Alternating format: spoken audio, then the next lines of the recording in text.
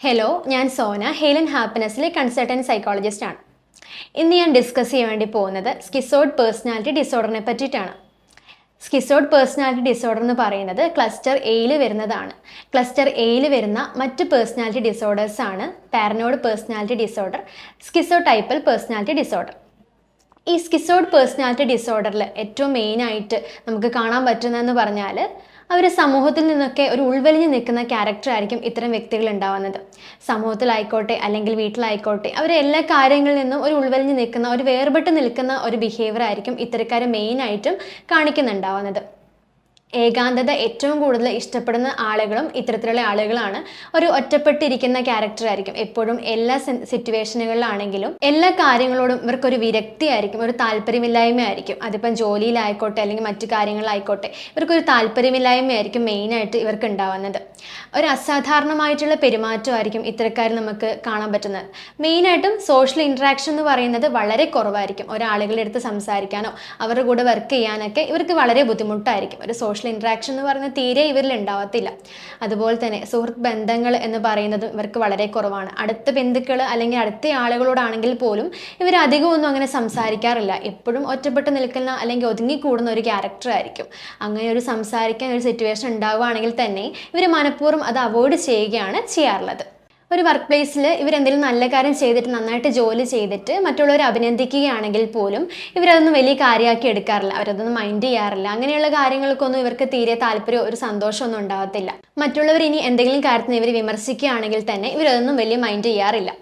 അതുപോലെ തന്നെ ഒരു വർക്ക് പ്ലേസിലാണെങ്കിൽ മറ്റുള്ളവരുമായിട്ട് ഒരുമിച്ചിരുന്ന് ജോലി ചെയ്യാൻ ഇവർക്ക് തീരെ താല്പര്യം ഉണ്ടാവില്ല. ഒരു ഗ്രൂപ്പ് ആയിട്ട് വർക്ക് ചെയ്യുന്നതാണെങ്കിൽ ഇവർ അതിൽ നിന്ന് മാക്സിമം ഒഴിഞ്ഞു മാറി നിൽക്കും. ഇവർക്ക് എപ്പോഴും ഒറ്റയ്ക്ക് വർക്ക് ചെയ്യുന്നതാണ് കൂടുതൽ ഇഷ്ടം.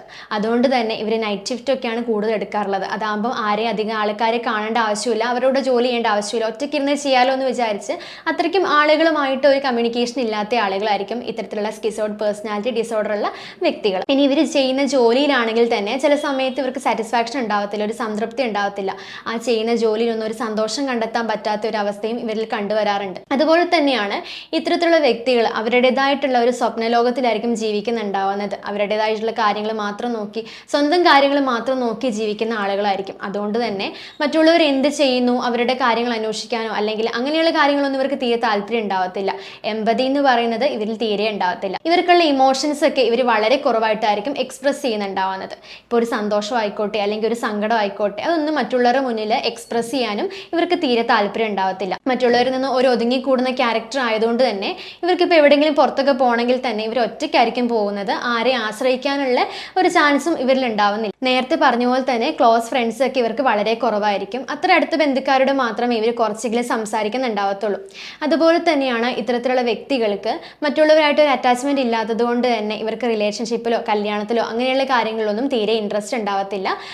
ഇവർ ചിരിക്കുന്നതൊക്കെ തന്നെ വളരെ റെയർ ആയിട്ടായിരിക്കും. അങ്ങനെ ചിരിക്കണമെങ്കിൽ തന്നെ അവർക്ക് അത്രയ്ക്ക് ഇഷ്ടപ്പെട്ട ഒരു സാഹചര്യം വന്നിട്ടുണ്ടെങ്കിൽ മാത്രമേ അവരങ്ങനെ സന്തോഷം കണ്ടെത്താറുള്ളൂ. വളരെ ചില കാര്യങ്ങളിൽ മാത്രമേ അവർ സന്തോഷം കണ്ടെത്താറുള്ളൂ എന്നതാണ് ഇവരുടെ മറ്റൊരു പ്രധാനപ്പെട്ട കാര്യം എന്ന് പറയുന്നത്. പ്രധാനമായിട്ടും ഒറ്റയ്ക്കിരുന്ന് ഒറ്റയ്ക്ക് കാര്യങ്ങൾ ചെയ്യുന്ന ആളുകളാണ് ഇവർ.